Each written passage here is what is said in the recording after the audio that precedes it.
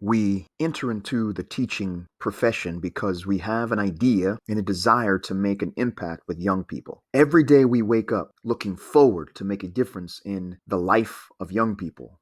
We polish off lessons late at night, early in the morning. We coach, we tutor, we hold makeup sessions for quizzes and tests before school and at lunch and even after school. We join different committees and chair different departments all at the same time because we think our effort will make a difference in young people's lives. One day, we wake up to go to school, but the fire of teaching has become a flicker. We feel underappreciated and overworked. Because of this, we continue on feeling obligated to do all these things. If we don't, who will do them? Because we continue on, that flicker fades entirely. And now we stand in the midst of a national burnout crisis. According to Wall Street Journal, 300,000 public school teachers have walked away from teaching entirely.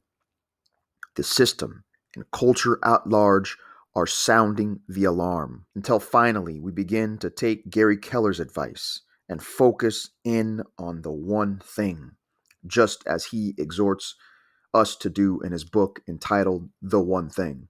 Until finally we do less, just like Kate Northrup encourages us to do in her book, Do Less. Until finally we focus on me, just as Gene Simmons, of all people, exhorts us to do in Me Inc. Until finally we take seriously the disciplined pursuit of less, like Gary McCowan writes in the book Essentialism. Until finally we put first things first, like Stephen Covey spelled out many moons ago in 7 Habits of a Highly Effective Person. Until finally we take seriously the hedgehog concept, like Jim Collins exhorts us to do in his classic book called From Good to Great.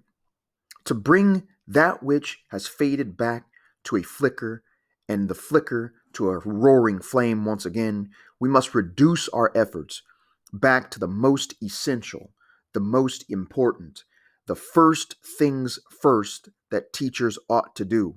And what is that? Teach.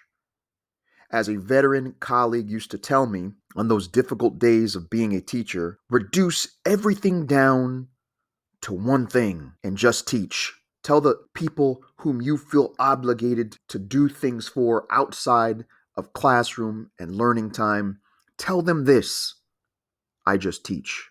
And that's one way we get back the passion to teach, is by focusing in on teaching. For more discussions like this, check out my blog at growthyoucater.com for more discussions like this, as well as book reviews and curriculum.